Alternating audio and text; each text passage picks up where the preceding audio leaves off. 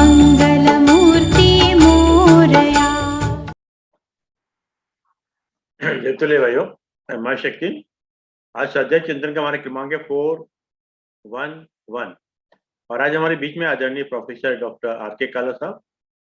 आज आपका जो विषय है वो है मन जीते जग जीत, भाग 3। इससे पूर्व 2 भाग ले चुके हैं और काला साहब के कई विषय आ चुके हैं, कबीर के ऊपर और भी कई विषय आ चुके हैं। अब हम आदरणीय काला साहब से निवेदन करते हैं कि अपना उद्बोधन जारी करें। आदरणीय काला। समस्त पुण्यात्माओं के मेरा नमस्कार स्वीकार हो। ओम अस्तु मां सद्गमे तमसो मां ज्योतिर्गमे मृत्युर्मा अमृतम गमे। ओम शांति शांति शांति। ओम। ऐ परमात्मा, मुझे असत्य से सत्य को ले चलो, अंधकार से प्रकाश को ले चलो, मृत्यु से अमरता को ले चलो। हम आपको बार बार प्रणाम करते हैं। एक विषय शुरू किया है, मन जीते जग जीत। उसका भाग 3 है, उसको आगे बढ़ा रहे हैं। भाग 3 में मन ही जग को जानता, मन की जग से प्रीत। मैं नहीं जग को जानता, मन जानता है। स्वयं जो कुछ भी अनुभव करता है, चख कर, देख कर, सूंघ कर, स्पर्श कर, रस लेकर, गंध लेकर, वो मन की मदद से। बिना मन के मैं कुछ भी नहीं हूं। स्वयं जो है बिना मन के आगे नहीं बढ़ता। मन ही जग को जानता, मन की जग से प्रीत। मन की मुझसे नहीं, क्योंकि मैं स्वयं पीछे बैठा, मन को अब मैंने आगे किया हुआ है, इसलिए मन मुझे भूल भी गया। मैंने पहले कहा था कि जब कोई व्यक्ति घर से बहुत दूर चला जाता है, प्रदेश चला जाता है, तो प्रदेश में से घर की याद भी भूल जाती, घर के रास्ते भूल जाते हैं। तो बहुत अरसे से इस मन को कोई ढूंढो भाई, इस मन को कोई ढूंढो भाई। तन छोड़े मन कहाँ समाई। जब तन छूट जाता है तो मन कहाँ जाता है। सदियों से मन ऐसे घूमता फिर रहा है, यहाँ वहां यहाँ वहां। तो मन ही जग को जानता, मन की जग से प्रीत। मन झूमे मन बावरा। ये मन ही झूमता है, बहुत मजे लेता है, बहुत सुख लेता है जब विषयों को देखता है, संसार को देखता है। मोह में, आसक्ति में, प्रेम में, संसारी प्रेम में ये लगातार झूमता है। मन झूमे मन बावरा। यही दुखी हो जाता है जब किसी प्रॉब्लम को फेस करता है तो दुखी हो जाता है। मन झूमे मन बावरा, मन की अद्भुत रीत। मन ही मेरा रिपु है, यानी स्वयं का, सेल्फ का रिपु जो है, दुश्मन जो है मन है। मन ही मेरा रिपु है, मन ही मेरा मीत। जो मेरा रिपु है वो मेरा भला कैसे करेगा। इसको अगर मैं मीत बनाता हूं, इसके साथ मैं आत्मस्थ हो जाता हूं, मन को अपने में लय कर लेता हूं, तो मुझे संसार के सुख नहीं, ईश्वर का प्रेम मिलता है। तो मन ही मेरा रिपु है, मन ही मेरा मीत। मन के हारे हार है, मन जीते जग जीत।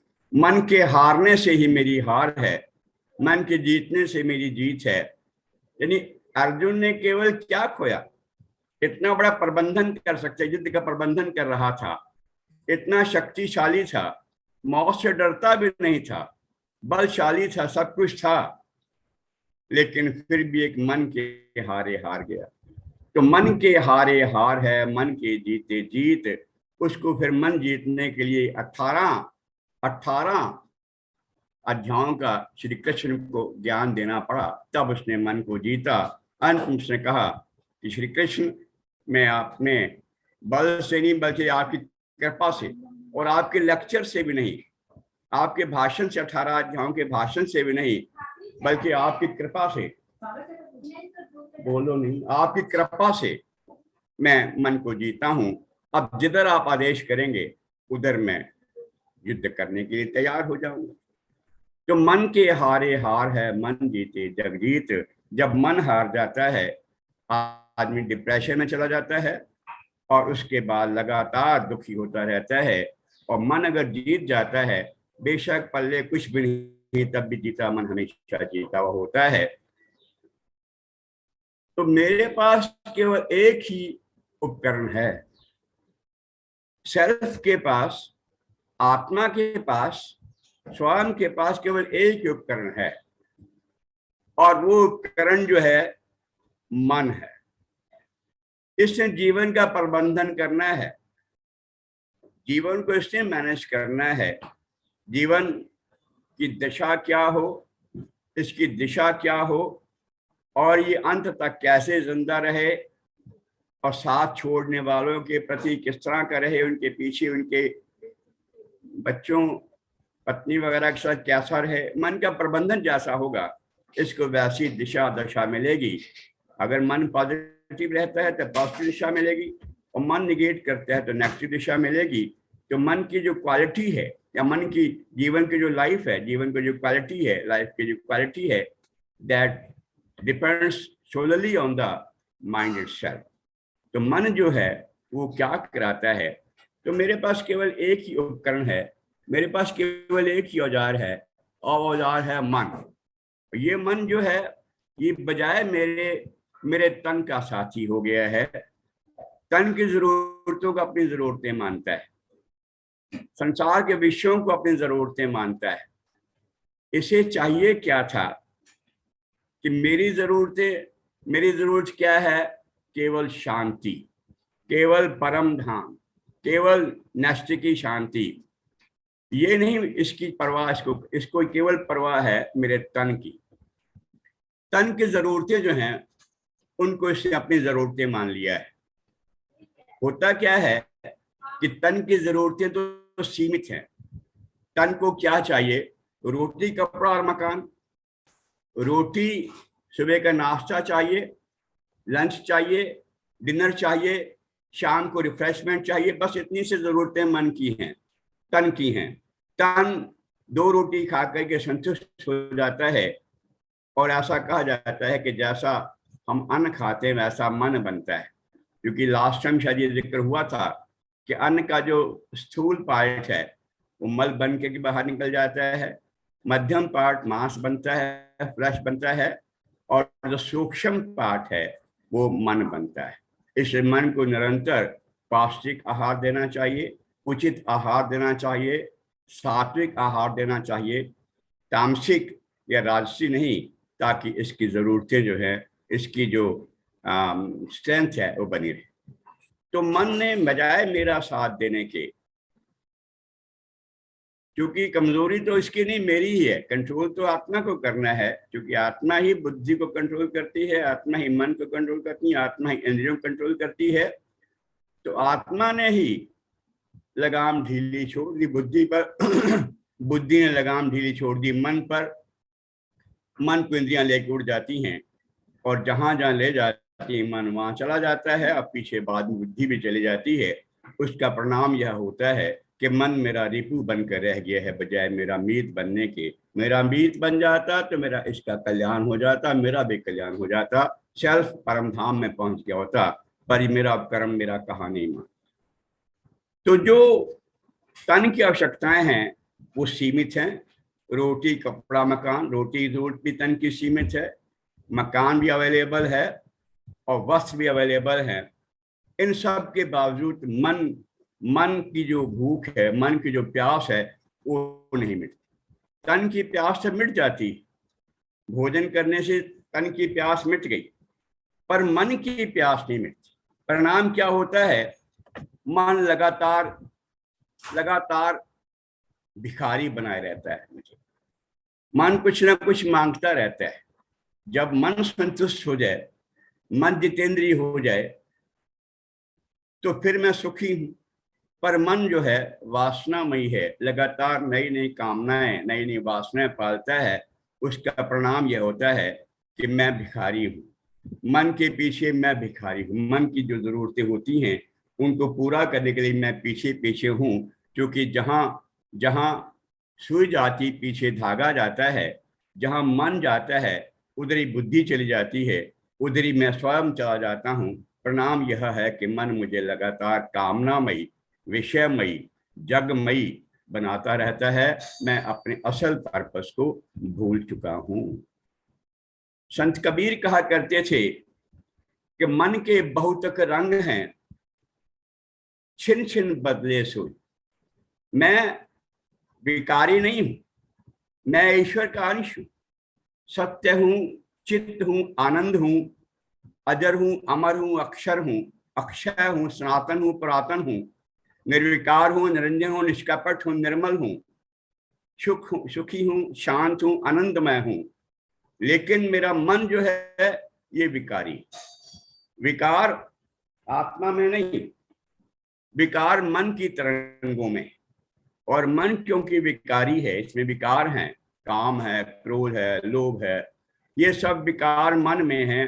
परिणाम स्वरूप मैं भी विकारी पीछे पीछे बन जाता हूं। तो मन मुझे निरंतर भिखारी बनाए रखता है विकारों के कारण। तो मन, संत कबीर कहते हैं कि मन के बहुतक रंग हैं, छिन छिन बदले सोए। एक रंग में जो रहे साधु कहिए सो। मन निरंतर बदलता रहता है। एक व्यक्ति ने देखा, उसके दुकान को आग लग गई, रोना पीटना शुरू कर दिया, फटाफट उठा, बाल्टियों को लेकर के भरने लगा, पानी डालने लगा और फायर ब्रिगेड को फोन किया। तभी किसी ने कहा, भैया क्यों रोते हो, दुकान का सौदा तुम्हारे बेटे ने कल कर दिया, दुकान तो बिक गई है। एकदम शांत, बाल्टी वहीं छोड़ी, भरना क्या, फोन करना क्या, फायर को वहीं का वहीं रुक गया, क्योंकि अब उसका इंटरेस्ट ही खत्म हो गया। 2 मिनट बाद बेटा फिर आया, पिताजी मैंने दुकान तो कल बेची थी, पर वो चेक बाउंस हो गया। वो उसका मतलब ये है कि दुकान बिकी नहीं, उसकी मलकियत मेरे पास ही, अपने पास ही। फिर उठा फटा, बाल्टी ली, भरी, उसके बाद उड़ेलना शुरू हो गया फायर के ऊपर। तो परिणाम क्या हुआ, एक क्षण में बदल जाता है, एक क्षण में कुछ हो जाता है। तो एक दफा क्या हुआ कि राजा जनक साधु संत महात्मा के पास जाते थे कथा सुनने के लिए, प्रवचन सुनने के लिए, ज्ञान हासिल करने के लिए, और भी लोग वहां आते थे। उनके मन में यह आया कि ये जो संत महात्मा है, अष्टावक्र, इसको राजा जनक को ज्यादा प्रेफरेंस देते हैं, आगे बैठाते हैं, उनसे ज्यादा बतियाते हैं, हम लोग इग्नोर करते हैं, पता नहीं क्या बात है। अभी मन में विचार ही रहा था, तभी हाथ में क्या आया, पीछे से कोई आदमी आया, बोला, महाराज वहां आपके महल में आग लग गई है और बराबर की झोपड़ियां वो भी जलना शुरू हो गई हैं। इतना सुनना था, बाकी लोग जो बैठे उठ के भागना शुरू हो गया फटाफट झोपड़ियों को बचाने के लिए, कि हमारी झोपड़ी में हमारा रखा हुआ कमंडल ना जल जाए, हमारी लठिया ना जल जाए, बिस्तर ना जल जाए। लेकिन वो राजा जनक वहीं बैठे रहे, वो नहीं हिले। बोले कोई बात नहीं, पीछे लोग हैं देखने के लिए, मुझे जाने की जरूरत क्या है, आप अपनी वाणी प्रवाहित करिए। अब उसके बाद समय शांत हो गया। उसके बाद जब लौटे तो मालूम पड़ा कि ये अवस्था थी जनक की, इस वजह से जनक को प्रेफरेंस दिया जाता था। तो जिसके मन में कोई वासना नहीं है, जो इनसे ऊपर उठ गया है, कामनाओं से, ममता से, अहंता से ऊपर उठ गया है, वो जितेंद्रिय है, उसका मन तो वश में। ऐसे महात्माओं को प्रेफरेंस दिया जाए तो कोई दिक्कत की बात नहीं, बिल्कुल सत्य है। तो मन के बहुतक रंग हैं, छिन छिन बदले सोए। एक रंग में जो रहे साधु कहिए सोए। जो एक ही रंग में रहता है, जिससे इस बात की चिंता नहीं है कि क्या हो रहा है, आज क्या है, कल क्या होना है। तुलसी रोसे राम के, निर्भय होके सोए, अनहोनी होने नहीं, होनी हो सो। ऐसा जो जितेंद्र महात्मा होता है, जो एक रंग में रहता है, उसे प्रकृति के 3 रंग से ऊपर होकर जीने की आदत हो गई है। वो आराम से निर्भय होकर सोता है, क्योंकि जगत में अनहोनी कुछ नहीं होती, जगत में शर्मा सब अनहोनी कुछ नहीं होती। जो होता है होनी होती, होना होता है, जो पहले से तय वही होनी होती, अचानक कुछ नहीं। अगर मैं जा रहा रास्ते में विवेकनगर का या शाहदरा का बोर्ड लगा हुआ है, तो पहले से है, आया अब है बेशक सामने यात्रा करते हुए, तो चीजें तो पहले से तय हैं, अनहोनी नहीं, होनी होती है। तो गोस्वामी तुलसीदास कहते हैं कि तुलसी भरोसे राम के, निर्भय होके सोए, अनहोनी होने नहीं, होनी हो सो होए। ये वो व्यक्ति कह सकता है जो जितेंद्रिय है, जिसने मन के ऊपर नियंत्रण कर लिया हुआ है।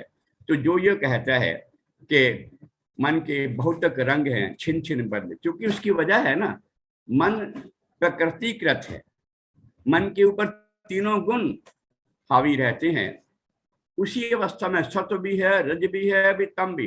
कहीं दो बाकी, अगर मैं सत्संग में बैठा हूं तो सत्व गुण उस वक्त हावी है, बाकी दोनों कहीं चले नहीं गए, दोनों हैं, अवेलेबल हैं, पर दबे पड़े।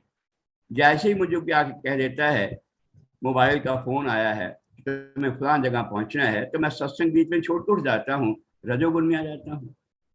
बैठा हूँ बराबर ही किसी ने मेरे ऊपर, बच्चे ने पेशाब कर दिया तो गुस्सा भी आ सकता है, तम में हो जाता हूँ। परिणाम यह होता है कि वो तीनों गुणों का बना हुआ, इसलिए श्री कृष्ण गीता में कहते अर्जुन को दूसरे अध्याय के 45 श्लोक में कि तू अर्जुन तीनों गुणों से परे हो जाए। जो तीन गुण हैं इन तीनों से परे हो जा। जब इनसे परे हो जाएगा तो तेरा मन विश्राम पाएगा, तू परम शांति को प्राप्त होगा। तो मन के बहुतक रंग हैं, छिन छिन बदले सोए, एक रंग में जो रहे योगी कहिए सोए। योगी का मतलब ही श्री कृष्ण ने गीता में कहा समत्वम योग उच्चते। जो समता है, जिसमें राग द्वेष खत्म हो गए, मन एक रंग में है, वो अपने आप में। क्योंकि मुझे वैसे भी उस दिन देव ऋषि जी पूछ रहे थे कि वैसे भी पांच घेरों ने घेर रखा है, मैं आत्मा 5 घेरों में बंद हूं। अन्नमय कोश में, यानी पिंजरे हैं, मेरे कोश हैं। अन्नमय कोश जो अन्न से बनता है, जो अन्न मैंने खाया ही नहीं वो मेरे अन्नमय कोश का हिस्सा नहीं है। जो पानी मैंने पिया ही नहीं मेरे अन्नमय कोश का हिस्सा नहीं है। जो मैंने खाया है आज तक जिंदगी में वो मेरे अन्नमय शरीर का, जो शरीर नजर आ रहा है स्थूल शरीर, अन्नमय शरीर। अन्नमय शरीर किससे बनेगा? अन्न से बनेगा। बचपन से ही बनना शुरू हो जाता है और बचपन में ज्यादा प्रगति करता है, बढ़ता है अन्न से। अन्नमय शरीर एक बाह्य शरीर है। दूसरा प्राणमय शरीर जो प्राणों से बना हुआ है। तीसरा मनोमय शरीर जो मन का बना हुआ है, जो मन के विचार हैं, जो मुझे बल देते हैं, आत्मिक, मानसिक, शारीरिक, वो मेरे विचार है। क्योंकि विचारों का सतत प्रवाह ही मन है। मन की कोई निश्चित स्थिति नहीं है शरीर के अंदर। मन आत्मा से ही परिचालित है, आत्मा से ही प्रवाहित है, आत्मा से ही परिलक्षित है और आत्मा से ही प्रतिभाषित है। तो आत्मा के ही साथ इसका जुड़ाव है। और साइंटिस्ट इस वजह से मन को मानते ही नहीं, बोला मस्तिष्क ही है। अगर किसी को मेंटल कोई प्रॉब्लम होती भी है, डिप्रेशन में होता है या स्ट्रेस में होता है, तो मस्तिष्क पर ही दवाइयां सारी असर करती है, मन पर कोई असर नहीं करती। तो मन जो है इसका कोई निश्चित, इतनी इंपॉर्टेंट पार्ट का शरीर के, इसका कोई ना अध्ययन है, ना इसकी कोई शारीरिक बनावट है, ना इसका कोई आकार है। और मन, अच्छी बात आकार नहीं है, क्योंकि मन अगर आकार रहित होता है तभी तो ठीक है। जब आकार में आ जाता है, कोई शेप पकड़ लेता है, चाहे राग की चाहे द्वेष की। अगर कोई मजिस्ट्रेट राग में है किसी क्लाइंट के प्रति, एक्यूज के प्रति, तो फैसला तब भी गलत होगा, और अगर द्वेष में है तो भी फैसला गलत होगा। मन जब आकार में नहीं है, निर्विकार है, मन बिल्कुल शुद्ध है, पवित्र है, निर्मल है और आकार रहित है, तब इसके फैसले हमेशा सही हों। तो मन पहला अन्नमय शरीर, प्राणमय शरीर, मनोमय शरीर, विज्ञानमय शरीर, बुद्धि जो है। क्योंकि मन जो है इसके ऊपर बुद्धि अत्यंत सूक्ष्म है, स्थूल से सूक्ष्म की ओर, बाहर से अंदर की ओर आ रहे हैं। अन्नमय के बाद और ज्यादा सूक्ष्म जो है प्राणमय, और सूक्ष्म मनोमय, और सूक्ष्म बुद्धि में, और सूक्ष्म दैट इज आनंदमय कोश। आनंदमय कोश एक ऐसा आवरण आत्मा पे है जिसमें स्टेट ऑफ रेस्टलेसनेस, यानी कोई रेस्ट की अवस्था है, शून्य की अवस्था है, जहाँ कोई प्रॉब्लम नहीं है। तो इन पांचों से मैं घिरा हुआ हूँ। आत्मा इन पांचों कोशों से, पांचों खजानों से घिरी हुई है। और इस आत्मा को जो ज्यादा प्रभावित करता है, सब चीजें प्रभावित बेशक करती है, शरीर प्रभावित करता है, प्राण प्रभावित करते हैं, मन प्रभावित करता है, बुद्धि प्रभावित करती है, आनंदमय कोश प्रभावित करता है, लेकिन मन जो है वो ज्यादा इस पर असर रखता है। तो मन के मारे बन गए बन तज बस्ती माँ। मन ने कहा चलो जी आप नैनीताल चलते हैं, मन के मारे बन गए, चले गए। और जहां पर जाते पता लगा कि नैनीताल के 6 किलोमीटर पहले ही सरकार ने, पुलिस ने कहा कि गाड़ी छोड़ दो, इसके आगे या तो पैदल जो अपना लगेज लेकर के, या यहाँ से नई टैक्सी करो तब पहुंचोगे। अब बच्चों का साथ था, पत्नी भी साथ थी, खुद भी था, तो परिणाम ये हुआ तकलीफ शुरू हो गई, वहां पर भी कैसे होगा। फिर उसके बाद आगे घूमने फिरने जाना, फिर बार बार टैक्सी करो, ये सब करो। पहले से होटल का इंतजाम नहीं था, टैक्सी का इंतजाम नहीं था। तो मन के मारे बन गए बनतज बस्ती में, फिर लौट आए, वापस चलते हैं। 4 दिन का प्रोग्राम, 3 दिन में वापस, 2 दिन में वापस आ गए। मन के मारे बन गए बनतज बस्ती में। मन ने कहा चलो वैराग्य ले लेते हैं, टेम्परेरी वैराग्य, जैसे शमशान वैराग्य होता है, चलो भी जंगल में चलते हैं, वहां संन्यास लेकर के बैठेंगे, कोई घर की चिंता नहीं, कोई बच्चों की चिंता नहीं, मुंडा अहंता खत्म हो जाएगी। पर ज्यों ही इलाका परे हो गया, चले गया, उसके बाद रात को नींद इस आने लगी, नींद नहीं आती, क्योंकि आदत तक पड़ी थी अपने घर में जाने की। 4 दिन वहां रहे, उसके बाद फिर लौट करके आ गए, जगह साई और करवाई। परिणाम यह रहा कि मन के मारे बन गए बनतज बस्ती माही। कह कबीर क्या कीजिए यह मन माने नहीं।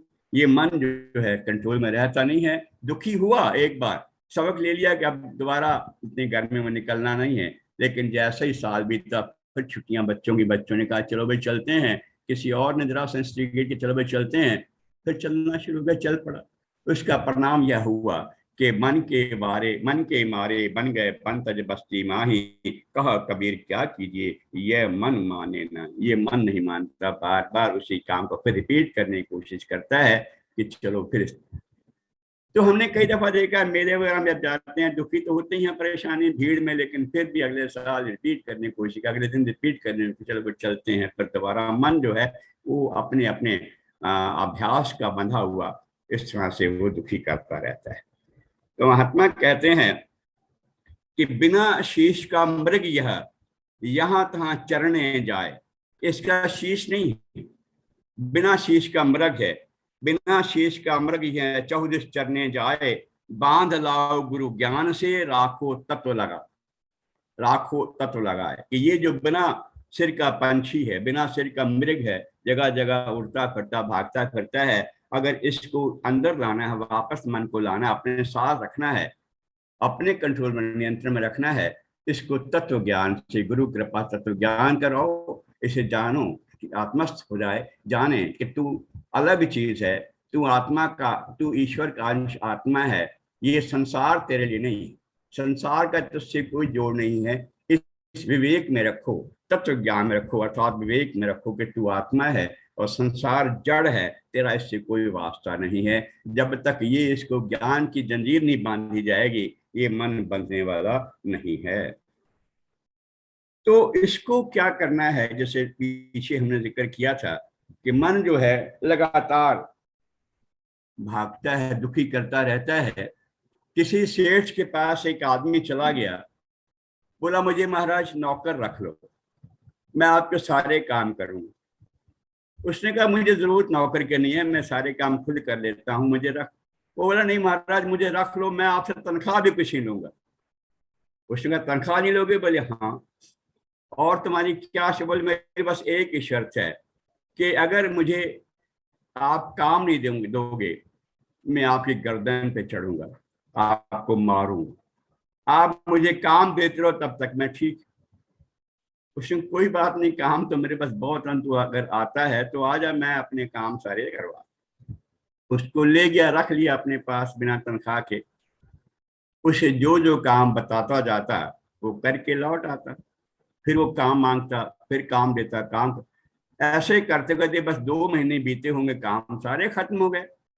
अब वो कहता मुझे काम दो वरना मैं तुम्हारी गर्दन पे चढ़ूंगा। नहीं पता लगा, उसके बाद अपने गुरु से बोला महाराज ये मैंने एक मुसीबत पाली। बोले क्या? मैंने एक नौकर रख लिया, उसकी शर्त है कि मुझे आप जल्दी निकालेंगे भी नहीं और मुझे काम दो, काम नहीं दोगे तो मैं तुम्हारी गर्दन पे चढ़ूंगा। बोले कोई बात नहीं, उसको अपने मोहल्ले का काम कराना है, पड़ोसी का काम करा लो, उसका निबट जाए, दूसरे का करवा लो, उसका भी निबट जाए, पूरी कॉलोनी का करवा लो, वो भी निबट जाए तो पूरी अपने वार्ड का करवा लो, उसके बाद पूरे जिले का करवा लो, जो जो तुमसे काम होता है करवाते जाओ। बोले मैं सब करके देखता हूँ, करके देख लिया फिर भी वो खाली। बोले अब उसको ये काम, उसे ये कहना कि तू ये एक रस्सी बांध दो उसको, उस रस्सी बोलो चढ़ उतर इस तरह उसको, या जीना है, जीने में चढ़ उतर, जब तक मैं काम न मतलब चढ़ता जा उतरता जा, चढ़ता जा उतरता जा। उसने कहा ठीक, उसने ये काम बता दिया तो उसको लगा दिया, अर्थात मन को व्यस्त कर दिया। जब मन को व्यस्त कर दिया तो उसके बाद फिर कोई समस्या ही नहीं, क्योंकि मन व्यस्त हो गया। जब मन व्यस्त होता है तो मन मस्त रहता है। हमारे शर्मा साहब क्या कहते हैं कि मस्त रहो, व्यस्त रहो, मस्त रहो। अगर आप व्यस्त रहेंगे तो मस्त रहेंगे। तो मन जो है बिना शीश का मरेगी है, यहाँ वहां चरणे जाए, बांध लाओ गुरु ज्ञान से, राखो तत्व लगाए, इस तत्व से लगाओ। उसे कहो कि तू जब खाली बैठे सुमरण कर, ओम ओम ओम, ये मंत्र जपता रहे। जब मन खाली बैठे तो इस मंत्र में लगा दो, और जब कोई बुलाए तो ठीक है बात कर लो, जब कोई ना बुलाए तो मंत्र में लगे रहो। इस तरह से मन जो है इसको वो बिजी रखो। मन, जैसे लास्ट टाइम में कहा था कि एक आदमी जब गया किसी बाहरले कंट्री में तो एक बोतल में जिन बनता। बोले ये क्या? बोला बोतल में जिन है, इसकी कीमत क्या है? इसकी कीमत 10,000 रुपए है, इससे भी जो चाहो काम करवाते रहना, पर शर्त यह है कि खाली नहीं बैठे। ठीक है, कोई बात नहीं। उसकी भी समस्या उठी तो ओम सुमरण से मन इस तरह से लग जाता है। और जिसको सुमरण का अभ्यास हो गया, क्योंकि जिस चीज को आदमी सुमरण करता है ना, नाम में नाम ही भी शामिल है। अगर हम ओम नाम का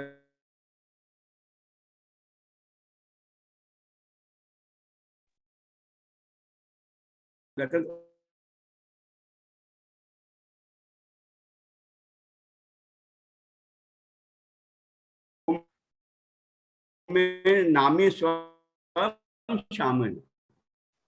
ओम नाम परमात्मा का ये नाम भी हो जाते हैं। हालांकि एक दफा क्या हुआ था, संत कबीर ने शिकायत की कि पंडित वाद वदंती झूठा, कि पंडित झूठी बात करता है। राम कहाँ दुनिया गति पावे, खांड कहाँ मुख मीठा, पावक कहे पाव जो दाजे, जल का तृषा बुझाई। बोले अगर जल के कहने कहें तृषा बुझ जाती, प्यास बुझ जाती। राम राम कहने से अगर राम हो जाता, अगर रोटी रोटी करने से भूख मिट जाती, तब तो दुनिया का कल्याण हो जाता। जब तक तोता पिंजरे में राम राम करता है, जरा सा पिंजरा खुल उड़ गया, फिर किसको राम याद है, किसको दुनिया याद है, किसको अपना स्वयं याद है, वो अपने उसमें लग गया। तो वहां किसी ने कहा नहीं, फर्क है। भूख तो ठीक है, भूख रोटी रोटी करने से भूख नहीं मिटती, चीनी चीनी करने से मुंह मीठा नहीं होता, आग कहने से पावन जलती, आग जलती नहीं है। लेकिन राम जो है वो मिलता है, क्योंकि नाम में नामी स्वयं शामिल है। राम राम कहने में राम स्वयं शामिल है। जिस चीज का चिंतन करते हैं आप, इसका स्मरण करते हैं, उसके जो गुण हैं वो अपने आप में आत्मसात होने शुरू हो जाते हैं। तो ऐसे ही ये है कि जो ओम का स्मरण करने से नाम के अंदर नामी शामिल है, तो नामी के गुण अंदर आने शुरू हो जाते हैं। ओम करते ही कल्याण हो जाता है। और ओम एक ऐसा अवलंब है, जरा सा जैसे बीज होता है, अगर गिर जाए किसी धरती में, उसको जरा सा अवलंब मिल जाए सूर्य की रोशनी का, पानी का, तो उग जाता है, अंकुर फूट पड़ते हैं, वृक्ष हो जाता है। ऐसे ही अगर ओम नाम के स्मरण की संभाल कर ली हमने, नामी के गुण आ गए, तो कल्याण कर देता है। तो महात्मा कहते हैं कि ये जो मन है, ये 5 विषयों में, यानी क्योंकि मैं स्वयं तो संसार को जानता ही नहीं, मन की मदद से जानता हूं। मन 5 में एक भी इंद्रिय जो है, जिस तरह एक कोई अच्छा गुण आ जाता है ना, वो और साथ में कई गुण ले आता है। अगर मुझे एक गुण सहनशीलता मिल जाता है, उसके साथ कई और गुण आ जाते हैं। सहनशीलता के आते ही संतोष भी आ गया, अच्छी वाणी आ गई, मन की उदारता आ गई, मन निर्मल हो गया, लोगों से व्यवहार अच्छे हो गए। एक गुण आते ही और कई गुण आ जाते हैं। ऐसे एक अवगुण अगर आ जाए तो 1000 अवगुण साथ और जोड़ लेता है। एक मुझे अगर क्रोध का अवगुण आ गया, उस क्रोध से मैं अपने रिश्ते बिगाड़ लूंगा, अपना व्यवहार बेकार कर लूंगा, मन के अंदर लगातार जरा सा गाड़ी रुकी, आगे गाड़ी ने किसी ने ब्रेक लगा दी तो मैं खड़े होते गालियां देना शुरू हो गया ड्राइवर की शक्ल में दूसरे आदमी को। पता नहीं कैसे लोग हैं जो आगे गाड़ी रोक लेते हैं। अपने मन के जो चित्त है उस चित्त के संस्कारों को बिगाड़ लूंगा और अपने वर्तमान मन को तो बिगाड़ूंगा ही, बल्कि चित्त जो मेरा है पुराने संस्कारों उनको बिगाड़ बैठूंगा। एक अवगुण की आते 1000 अवगुण और आ जाते हैं, एक गुण की आते 1000 गुण और आ जाते हैं। तो मन जो है वो गुणों का ग्राहक भी, अवगुणों का ग्राहक भी, एक विचार के आते ही। तो एक विचार जो है वही, जैसे कल मैंने उस दिन कहा था कि एक भंवरा केवल आग को, लौ को, रूप को देखता है, उसमें अपना जान खो देता है। एक भ्रमर गंध के मारे अपनी जान खो देता है। एक मछली को रसना के लालच में, रस के लालच में, स्वाद के लालच में अपना जीवन खो देती है। एक हाथी केवल काम के वश में होकर अपना प्राण त्याग देता है। ऐसे ही एक हिरण केवल नाद के उसमें आकर के, शब्द के उसमें आकर अपना जीवन खो देता है। तो एक ही केवल जो अंग है, एक ही केवल जो विषय है वही जीवन लेने के लिए काफी है। और जिसके पीछे पांचों विषय लगे हों, जहां मन पांचों विषयों के पीछे दौड़ता हो, इतनी बुराइयां उसके साथ हो, वो तो डूबेगा ही डूबेगा, उसका पतन तो होना ही निश्चित। मन पांचों के बस पड़ा, मन के बस नहीं पांच। जो पांचों विषय हैं, आंख का, रस, जिह्वा का, त्वचा का, गंध का और कान का, ये सारे विषय पांचों, इनके पीछे मन पांचों के बस पड़ा, मन के बस नहीं पांच। जित देखूं तित लौ लगी, जित भागू तित पांच। जहां जाता हूं सब में यही है। सोचता हूं अपने दोस्त मित्र के यहाँ चला जाऊं, पड़ोसी के चला, रिश्तेदार के चला, वो शायद बचा हो, उसके साथ जाके मैं बच जाऊंगा। बोले नहीं, ये तो मतलब ऐसा अवगुण है कि मन एक ऐसा विषयों का भोगी है कि लगातार विषयों के पीछे जो है भागता रहता है। और परिणाम यह होता है, मेरी आवाज शर्मा जी आ रही है ना? आ रही है आवाज, बिल्कुल आ रही है। अच्छा, ठीक, बिल्कुल ठीक है, फर्स्ट क्लास। ठीक है। मन जो है लगातार विषयों के पीछे भागता रहता है और इस परिणाम यह होता है कि वो जहां जाता है वहां अशांत होता है। मन की शांति संभव नहीं है। इसे श्री कृष्ण गीता में कहते हैं कि जहां कामना का त्याग हो जाएगा, वहां अहंता और ममता का त्याग हो जाए। कामना, अहंता, ममता तीनों का जो त्याग करेगा वो परम शांति को प्राप्त होगा।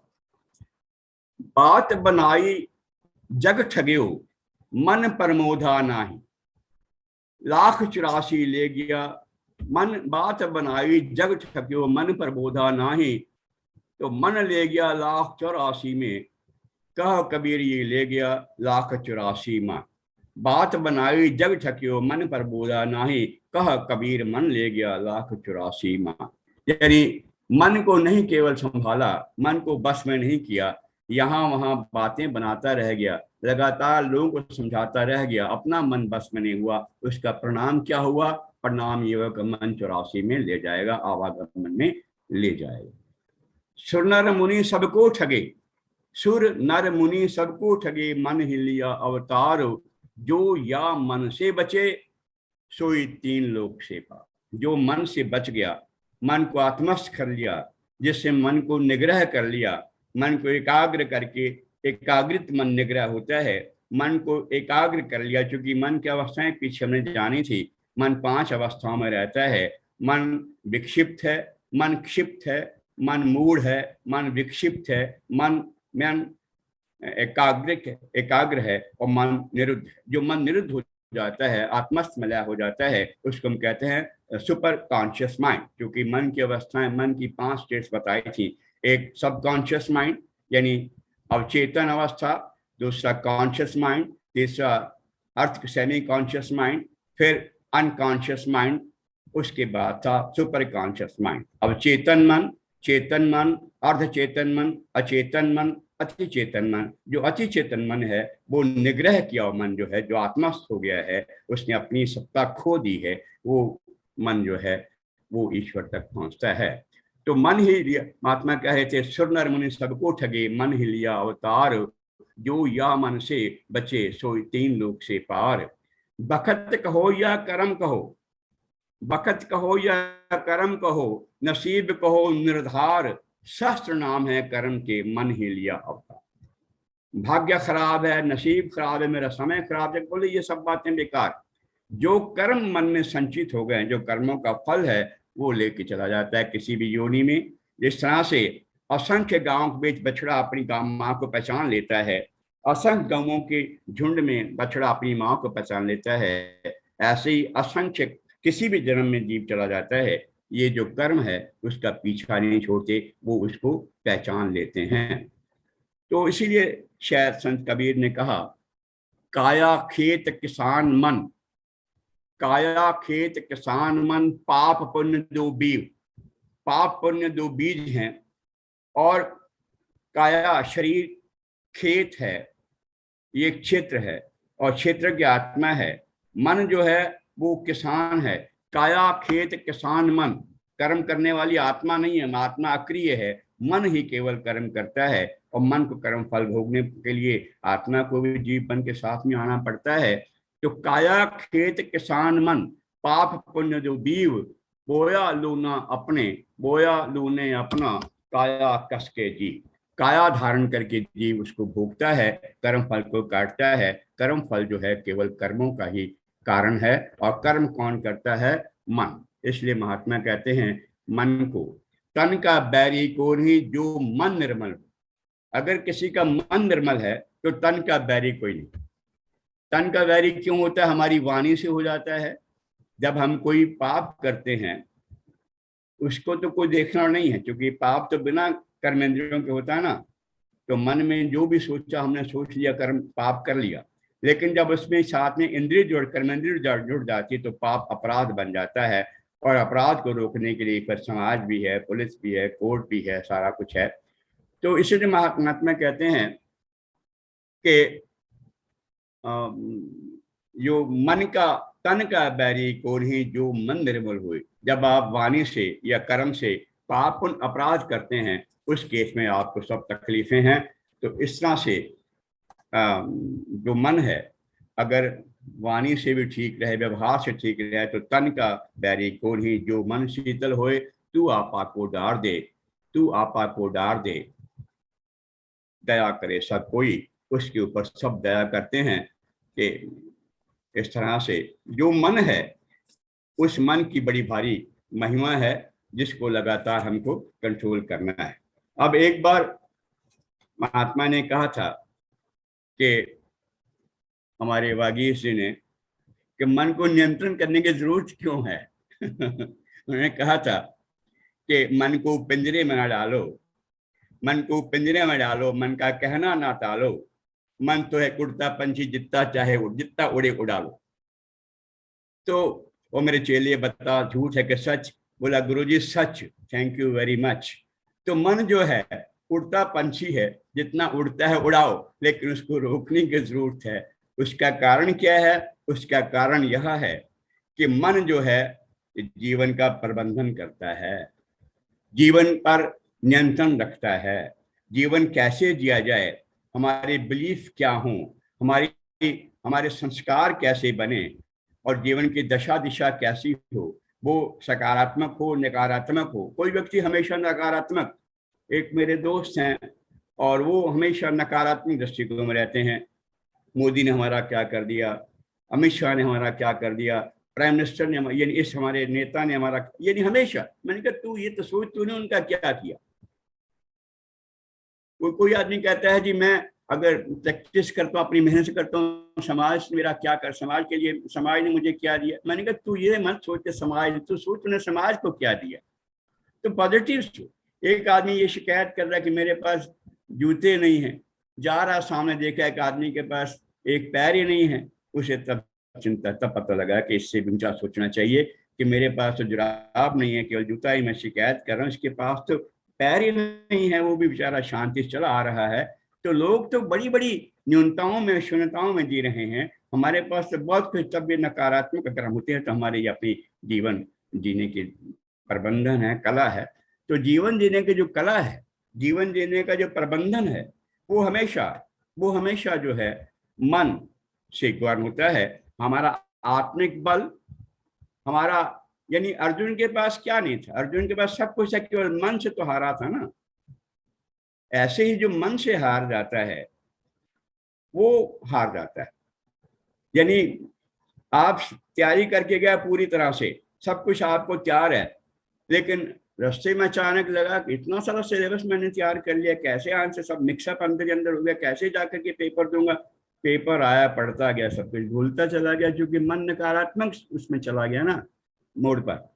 तो सकारात्मक बोर्ड पर ये मेरे को सब तैयारी है, मैं जानता हूँ कैसे आंसर देने हैं, मेरी पूरी तैयारी है, लगातार साल भर पढ़ता रहा हूँ। तो मन का प्रबंधन जो है, जीवन जीने की जो कला है, वो मन से करनी होती है। मन, देखो, मन को जो नियंत्रण करता है, जैसे हमने कठोपनिषद में कहा था, ऋषि ने कहा है कि मन जो है उसको बुद्धि नियंत्रित करती। हम अक्सर देखते हैं बुद्धि नियंत्रित करती है। मैं एग्जाम में बैठा हूं, मेरा मन करता है अभी आज ये नई फिल्म लगी है, इसका पहला शो देखना चाहिए, चलो पहले शो में चलते हैं, मेरे दूसरे दोस्त ही बाहर तैयार खड़े, आज उनका पेपर नहीं है। तेरी बुद्धि कहती नहीं, ये तूने क्या सोच लिया है, पूरे 1 साल ऐसे रिपीट कर फिर दोबारा क्लास में बैठना पड़ेगा अगर तूने इस पेपर को ठीक से नहीं किया। मन को कंट्रोल कर लिया बुद्धि ने, वहीं बैठा पेपर दे रहा हूं। मैं अलार्म लगा के सोया हूँ, सवेरे 5 बजे गाड़ी पकड़नी है, अलार्म बजा जैसे ही 4 बजे का उठ के 23 घंटे में तैयारी करनी है, पहुंचना स्टेशन पर। मन कहता नहीं और 10 मिनट सो जाए, कोई बात नहीं, 4:10 तो उठ जाएंगे। फिर सो गया, फिर 5 मिनट और, 4:15 मिनट जगा देना, वाइफ से कहा नहीं चलो 4:30 जगा, फिर सो गया। फिर बुद्धि ने कहा अगर आज नहीं गया ना तो ये टिकट तेरी बिल्कुल बड़ी मुश्किल से बुक हुई है, फिर अगले साल तक नहीं टिकट बुक होगी, पूरा पीरियड वेट करना पड़ेगा। फिर फटाफट उठा, भागा चला गया। यानी ड्यूटी से आ रहा हूँ, रोज आता हूँ, कम्यूटर हूँ, डेली कम्यूटर, और मैं धीरे धीरे चल रहा हूँ, क्योंकि थक के आया हूँ, धीरे धीरे धीरे चलता जा रहा हूँ घर की ओर। शाम को बिल्कुल मन में उत्साह कोई नहीं, पीछे अचानक कुत्ता पड़ गया, उसको देखते भागा हूँ, एकदम भागा, बुद्धि ने नियंत्रण किया, तो भाग वरना इस तरह काट खाएगा, तो भागना शुरू कर दिया। मैं कोर्ट में खड़ा हूँ, सिगरेट का आदी हूँ, मेरे मन में आया सिगरेट पी लूं, तभी पता लगा कि तो कोर्ट में खड़ा, मजिस्ट्रेट साहब फटकार देंगे, पुलिस बुला के अंदर भी करवा देंगे, एकदम चुप करके मैं वहां से निकल आता हूँ, ये काम नहीं करता। तो मन ऐसा नहीं कि बुद्धि नियंत्रण नहीं करती, बुद्धि नियंत्रण करती है। तो बुद्धि जब नियंत्रण करती है तो बुद्धि के नियंत्रण में रहना चाहिए, क्योंकि अगर मैंने बुद्धि को छोड़ दिया, स्वयं ने बुद्धि को, सारा कुछ स्वयं के बस में है, मेरे बस में है, मैं रोक सकता हूँ। पर अगर आत्मा ने बुद्धि को छोड़ दिया, बुद्धि ने मन को लगाम छोड़ दी, बुद्धि ने इंद्रियों की लगाम छोड़ दी, फिर इंद्रियों रूपी घोड़े जगह जगह अपने विषयों में दौड़ेंगे, फिर कैसे कंट्रोल हो पाएंगे। तो मन का जो है ना प्रबंधन, मन का नियंत्रण जो है बहुत जरूरी है। नियंत्रण कौन करता है मन पर? बुद्धि करती है। इंद्रियों के साथ ना मिले, मैं मन को बुद्धि को केवल ऑब्जर्व करूंगी ये क्या कर रहे हैं। मन बुद्धि को ऑब्जर्व, अगर बुद्धि अपना काम कर रही है, मन को रोक रही है, मन इंद्रियों को रोक रहा है, तो ठीक है, कोई प्रॉब्लम ही नहीं है। लेकिन अगर मैं नहीं कुछ कर पा रहा, मैं अगर स्वयं नहीं कुछ रोकता, तो दोष उसका नहीं है, मेरा। यानी ये मन जो है, गीता कहती है कि मन ही मेरा मित्र है और मन ही मेरा शत्रु है। अगर मन मेरे बस में है, बुद्धि के बस में है, और बुद्धि मेरे बस में है, तो ये मन मेरा मीत है, मेरा दोस्त है। मुझे जो लक्ष्य मिला है जीवन का, जिसके रथ मिला है, शरीर रूपी रथ मिला है, वो रथ अपने परमात्मा में जा मिलेगा। लेकिन अगर मन ही मेरा साथी ना, मेरा रिपु हो गया, मेरा दुश्मन बन गया, तो मुझे भटका के बार बार आवागमन में बुलाएगा और कुछ नहीं करे। तो विषयों को केवल अपना मानता रहा, केवल उसी चिंतन में डूबा रहा, विषयों के चिंतन में डूबता। श्री कृष्ण गीता में कहते हैं कि जो विषयों में चिंतन करता है, विषयों में आसक्ति हो जाती है। आसक्ति के पास अगर विषय मिल जाता है तो ठीक है, संतुष्ट हो जाता है, नहीं मिलता तो क्रोध पैदा हो जाता है, मिल जाता तो लोभ होता है, नहीं मिलता तो क्रोध पैदा होता है। क्रोध से फिर बुद्धि का नाश होता है, संशय पैदा होते हैं, परिणाम होता है कि आत्मा का पतन होता है। तो विषयों के पीछे बुद्धि को ना भागने दें, विषयों से निकाल करके अपने अंदर एब्जॉर्ब करें और अपने ईश्वर का, यानी मन में ईश्वरीय तरंगे उठें, विषयों की आसक्ति से पीछे हटें और जाने के विषय मेरा हिस्सा नहीं है, विषय तो केवल संसार भोगने के लिए हैं। मेरा तो उद्देश्य कुछ और है, मैं तो केवल आत्मा मात्र हूँ। आत्मा चेतन है और ये शरीर और विषय सारे जड़ हैं, और संसार और विषय जड़ मान करके इनसे अपनी दूरी बनाए रखूं। मन को ऑब्जर्व करूं, मन के साथ मिलो नहीं, मन के साथ मिलो नहीं। जब कोई आदमी नदी पार करता है और नदी पार कर नैया पकड़ता है, नाव लेता है, तो नाव को साथ लेकर नहीं चला जाता, नाव को वहीं किनारे पे छोड़ देता है, उसके बाद आगे चल देता है। जब कोई औरत किचन में खाना बनाती है तो खाना बनाने का महिला ये नहीं कि चकला बेलन साथ लेकर डोलती रहे, उसके बाद उसको रख छोड़ती है अपने ठिकाने को। जब मन से काम आपने ले लिया तो मन को काम पे लगा, जब काम ले तो मन को छोड़ दो, मन को साथ मत रखो। क्योंकि अगर मन को साथ रखा तो मन तो त्रिगुणी बना है, वो बना हुआ है तीनों गुणों का, और आप तो तीनों गुणों से अलग हैं। तो मन को उससे काम लेके छोड़ दो, मन को लगातार अपने साथ मत रखो। अर्थात मन के चिंतन में, मन के विषयों में जाने से बचें, मन के ऊपर लगाम लगाएं। और मन को लगाम आप अक्सर लगाते ही हैं। मन को लगाम लगाने से जो हमारी क्वालिटी ऑफ लाइफ है वो इम्प्रूव करेगी, जो हमारी मनोदशा इम्प्रूव करेगी, आत्मिक बल बढ़ेगा, शारीरिक बल बढ़ेगा। और मन जो है अगर संयमित होगा, नियमित होगा, रेगुलराइज्ड होगा, मन दृढ़ निश्चयी होगा, तो हमारा कल्याण। तो मन जो है इसको एक देशीय बनाएं, एक संयमित बनाएं, इस पर नियंत्रण रखें, बुद्धि को अलर्ट करके इस पर नियंत्रण रखें। क्योंकि अल्टीमेट तो स्वयं ही जिम्मेवार, सेल्फ ही जिम्मेवार है बुद्धि और मन पर नियंत्रण रखने के लिए। इंद्रियों के साथ मत जुड़ने दें, इंद्रियों का काम है भटकाना, न भटकें तो जगत में हमारा कल्याण हो सकता है। बस इन्हीं शब्दों से आज के कक्षा को मैं विश्राम देना चाहूँगा, अपनी वाणी को विश्राम देना चाहूँगा। बाकी जितेंद्रिय कौन है और जितेंद्र कैसे बना जाए, कुछ ऐसे विषय है, मन को निर्धर कैसे किया जाए, अगले एपिसोड 4 में इसको हम डिस्कस करेंगे। बहुत बहुत आभार, धन्यवाद। धन्यवाद आदरणीय प्रोफेसर डॉक्टर आर के काला साहब। आज आपने मन जीते जग जीत भाग 3 लिया। अब मैं सभी लोगों को अनम्यूट कर रहा हूँ और इस संबंध में जिस किसी कोई जिज्ञासा हो तो आदरणीय प्रोफेसर डॉक्टर आर के काला साहब से पूछ सकते हैं। एक गुण आ जाता है तो साथ में कई गुण साथ में आ जाते हैं, बिल्कुल, और एक अवगुण आता है तो उसके साथ में कई गुण आ जाते हैं, कई अवगुण। ऐसे ही हमारे पास जब अनिति का धन आता है तो अकेला नहीं आता पाप का, उसके साथ भाई बहन भी आते हैं। बेशक तो सत्य, भाई बहन तो समझ नहीं पाता पर वो धन को समझ लेता है। एग्री, बिल्कुल। और उन्होंने एक जगह उन्होंने महात्मा गांधी ने कहा था कि अगर हम एक नियम तोड़ते हैं तो उसके साथ में नियम तोड़ना गलत नहीं है, उसके साथ में 10 नियम और टूट जाते हैं। बिल्कुल ठीक बात। तो नियम में बंधना, अपने आप को मेंटेन करना, ये भी एक अपने आप में वो है। और मन जो है ना, यानी दोष तो करता है मन सभी के लिए, लेकिन अंत में भोगना अकेले को पड़ता है। जो कर्म किए हैं उसका तो केवल भुगतान उसको देना पड़ता है, बेशक कमाई सारे परिवार के काम आई, इसलिए कर्म करने में नैब साहब को भी बड़ा अच्छा लगता है, एक थॉट है, लगता है सबको अच्छा लगता है कि कुकर्मी से बढ़कर अभागा कोई नहीं। बेशक कुकर्मी से बढ़कर अभागा कोई नहीं, क्योंकि विपत्ति में उसका कोई साथी नहीं होता।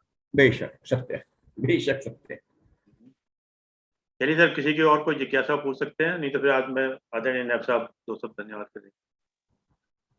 और किसी कोई जिज्ञासा पूछ लीजिए तो नैब साहब तैयारी कर लेंगे। नैब साहब हमेशा तैयार हैं सर, नैब साहब नैब साहब तो एवर रेडी आदमी है सर। तो नैब साहब में तो वो गुण है, ये तो बिना विषय के भी एक्सटेम्पोर बोल देंगे। जो वागीश जी आपने देखो, वागीश जी यूट्यूब पर, वागीश जी प्रकृति के अंदर एक नियम है, शेर और बिल्ली जब भी अटैक करेगी पहले पीछे हो जाएगी, उसके बाद तो करेगी। तो देखो नैब साहब ने तो पोस्टर भी बना दिया अपना, आगे होके दिखा दिया सबको, देखो मैं आ रहा हूँ, आई एम कमिंग। तो समय तो देखो सबको चाहिए। बिल्कुल बात सही पकड़े हो जी नैब साहब।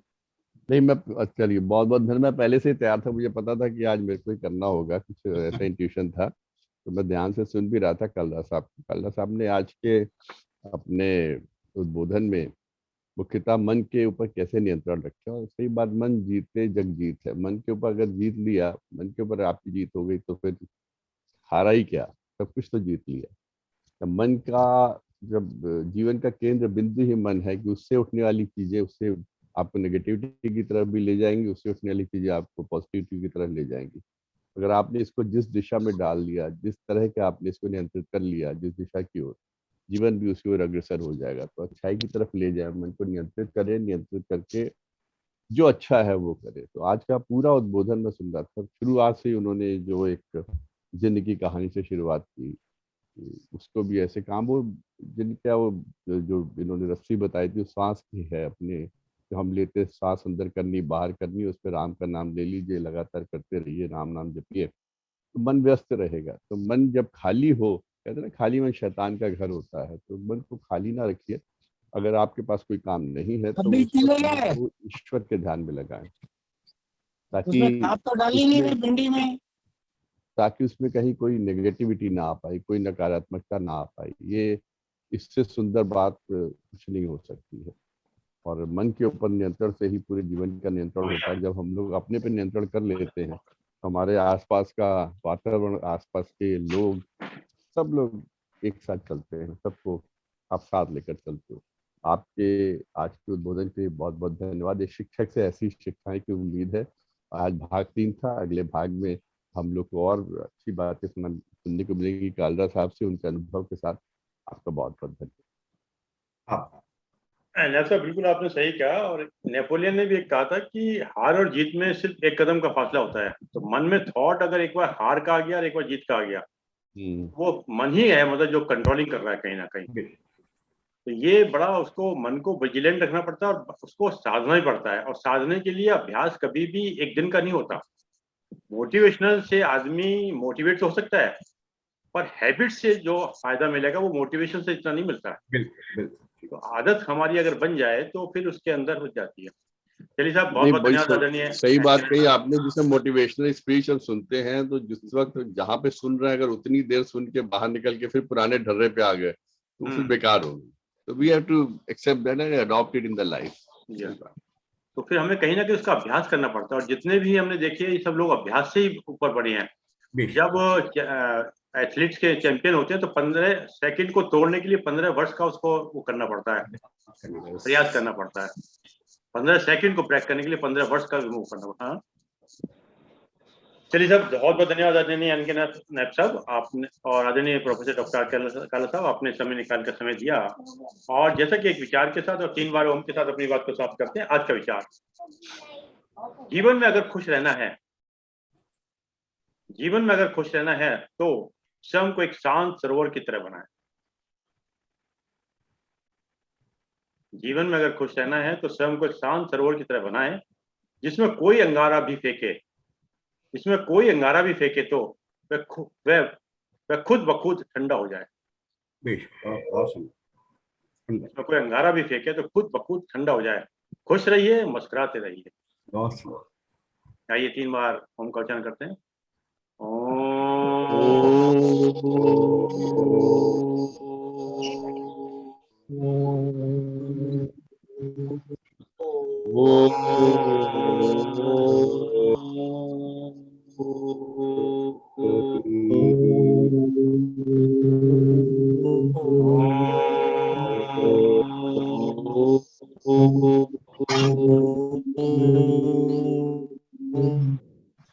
शांति शांति शांति।